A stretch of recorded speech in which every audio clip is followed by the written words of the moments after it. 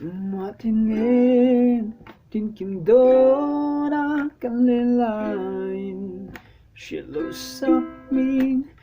mel tra ka lo tung chia ka ve reng trin chất thiên lai nắng ngang reng mang ngày hi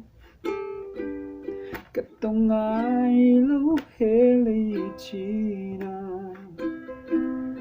izun sama dar tu yang kaloraltan khoyam lanu nge moi ni le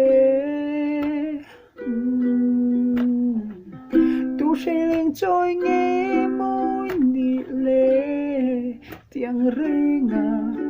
kadon luru min ti buai tu katong ai lo nang lo chu oh mel tra izuli ngai ring na e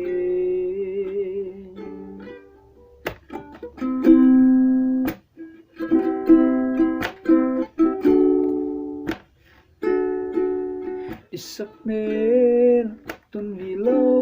hel trin ma se bit khakar le chungin mol lian le si ipar moi na hi katar hian beidum na le lungai na chana ruama min khen tir tu ni tir su o hoi lo par ka em chim lo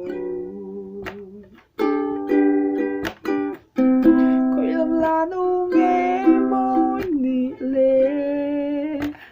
oh tu shailing choi nge moi ni le tiang renga kadon luru min ti bai tu katong ai